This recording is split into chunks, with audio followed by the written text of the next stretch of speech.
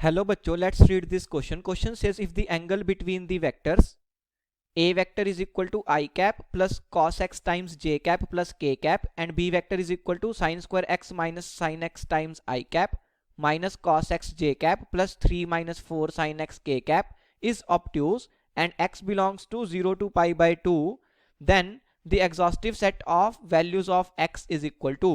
Option A is x belongs to 0 to pi by 6. Option B is x belongs to pi by 6 to pi by 2. Option C is x belongs to pi by 6 to pi by 3. And option D is x belongs to pi by 3 to pi by 2.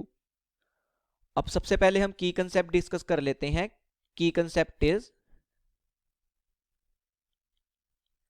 Angle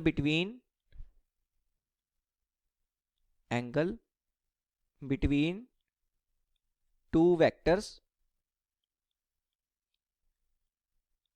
A vector and B vector is obtuse if A vector dot B vector is less than 0. तो दो vectors A और B के बीच का जो angle है वो obtuse तब होता है जब उनका डॉट प्रोडक्ट क्या हो, लेस देन 0 हो. अब हमें क्या बोल रहा है कि A और B के बीच का एंगल क्या होना चाहिए, ऑब्ट्यूज होना चाहिए. तो हम क्या करेंगे, A vector dot B vector को लेस देन 0 कर देंगे. अब यहां से देखो A vector dot B vector क्या आएगा, dot product of A vector and B vector is, कैसे निकालेंगे, सबसे पहले आई कैप के कोफिशिएंट जो है वो दोनों के उनको मल्टीप्लाई कर देंगे. A में तो आई कैप का कोफिशिएंट 1 है, B में क्या है sine square x minus sine x, तो उसको 1 से मल्टीप्लाई करेंगे वो सेम रहेगा.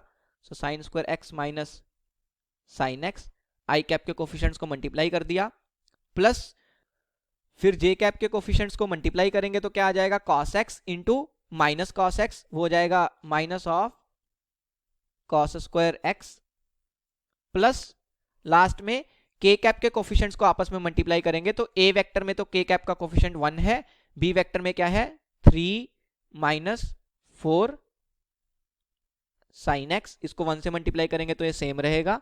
इस तरीके से हम a vector dot b vector लिख सकते हैं. It is equal to sine square x minus sine x, cos square x को मैं लिख सकता हूं 1 माइनस साइन स्क्वायर एक्स, क्योंकि बाहर माइनस साइन भी है तो वो क्या बन जाएगा minus 1 plus sine square x plus 3 minus 4 sine x.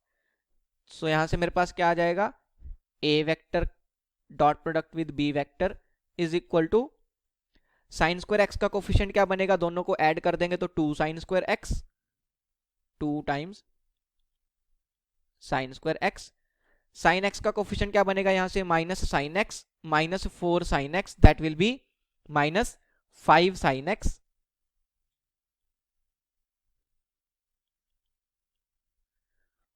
and last is constant term that will be 3 minus 1 that will be 2, तो प्लस 2 ये मेरे पास आ गया.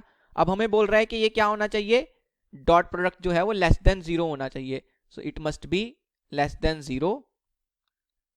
दिस मीन्स यहां से आ जाएगा 2 sine square x minus 4 sine x minus sine x, इस तरीके से लिख सकते हैं माइनस 5 साइन एक्स को, प्लस 2 लेस देन 0. पहली दोनों टर्म्स में से 2 साइन एक्स कॉमन आएगा, अंदर बच जाएगा मेरे पास sign x minus 2,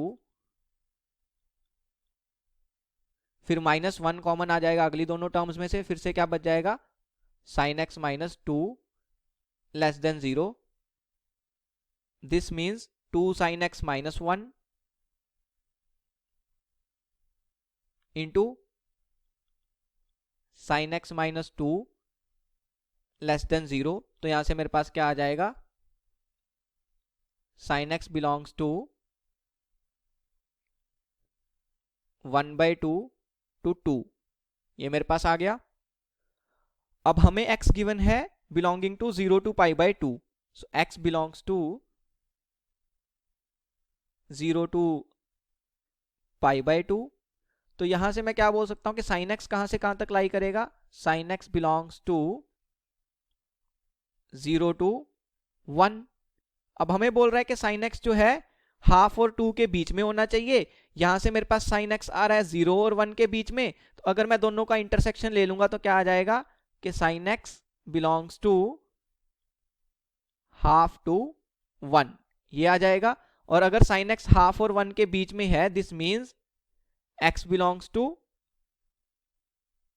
π/6 to π/2, because sine x half होगा जब x π/6 हो जाए, साइन एक्स 1 होगा जब x π/2 हो जाए। तो ये मेरे पास आ गई x की रेंज और यही मेरे को बतानी थी π/6 to π/2। So I can say that option B is my final answer. Hope you understood it well. Best of luck. Thank you.